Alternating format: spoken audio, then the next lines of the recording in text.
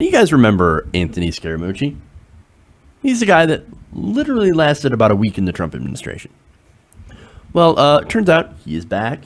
He happened to come back just before we actually started to miss him. But he's not only back, he's actually starting his own new media organization. Wonderful. Now, McClatchy actually sat down with Scaramucci and discussed this new media outlet that's going to be called the Scaramucci Post. This is going to be great. Now, he says, quote, "I'm going to have people from the left on this as well as people from the right." Oh, wonderful. So it's going to be bipartisan. He also says that when it comes to news, he's actually not going to be picking sides. Quote, "I don't see a role for the Scaramucci Post to be picking sides in primaries or even picking sides in the political spectrum." Scaramucci told McClatchy, "That's Breitbart's business model. My business model is going to be something that hasn't been proven before. It may or may not work." Now, look, I love the little dig at Breitbart because he's not exactly a fan of Breitbart's leader, CEO, Steve Bannon.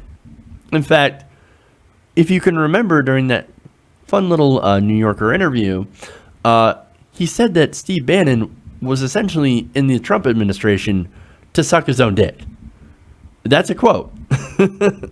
So, well, look, and now that Bannon is back he's back at Breitbart, here comes Scaramucci saying, hey, you know what? If Steve Bannon can get in there, suck his own dick, and then get fired and go back to Breitbart, why can't I make my own media organization? Well, hey, I guess that makes sense. Now, the only thing is, he says it's going to be much, much different than Breitbart, since Breitbart is totally hard right and is basically a Trump-supporting publication, right? He says, no, I'm not gonna do that. I'm gonna play it down the middle. And even though I'm gonna play it down the middle, that doesn't mean I won't get into partisan politics. In fact, he says, would I write a campaign check to somebody, or if somebody asked me to campaign with them, or if I thought somebody had the right policies, they're gonna serve the American people, would I help them? I probably would at some point. Well, hey, at least he's being honest about that. And he said he would probably come at the end of the 2018 congressional elections, whether that's campaigning or donating in his personal capacity too. Now, that's actually very interesting because we don't necessarily know which way the Mooch is going to go. He could go either way. For example, before he joined the Trump administration, he was actually at some point supporting Hillary Clinton. So again, super weird. You don't know where this guy's going to end up. Now, in the meantime, before the elections happen, he's actually turning his attention to propping up the Scaramucci Post. Now, that's apparently been active on Twitter for several weeks before Monday's official launch. Now, he was also very vague on some of the details of the venture, but said that there would be advertisers, of course, and that the organization would start off with a focus on video and video interviews. Oh, that's fun. He said, quote, "There are components of this that are think tank in their orientation.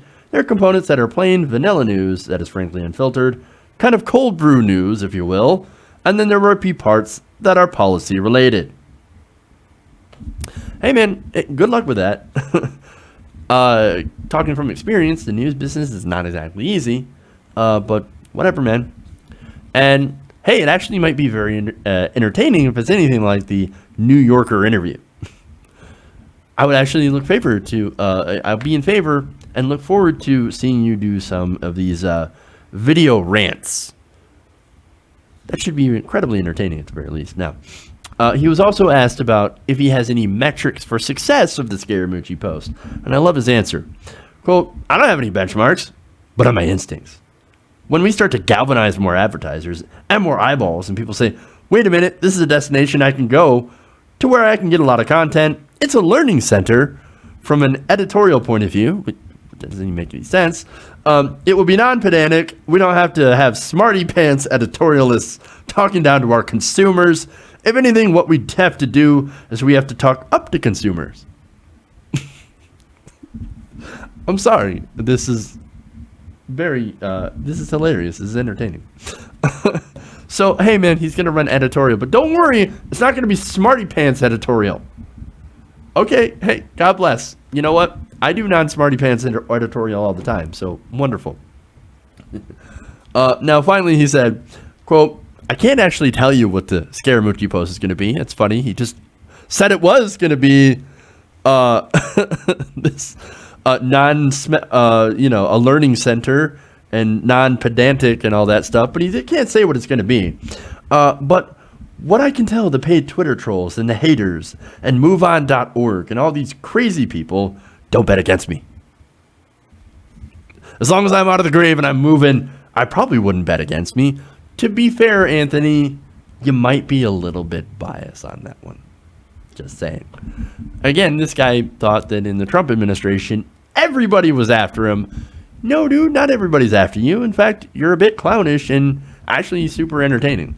So, if for anything, I would actually go to the Scaramucci Post just to be entertained. Now, here's another thing, and this is great. He said, one of the reporters had suggested that he use the slogan, "No bullshit." Okay. In response, he said, "I got my mouth washed out with soap plenty of times. Unfortunately, it didn't work on me. Can you imagine if it was successful, soap washing by my Nana? I'd probably still be at the White House. Actually, I wouldn't be at the White House. Something else would have happened because I had a target on my back." Scaramucci, man. This guy's always fun for a laugh. If anything, the Scaramucci Post, no matter what, will still likely be more successful than Barrett. God bless, man. God bless. Welcome to the world of media.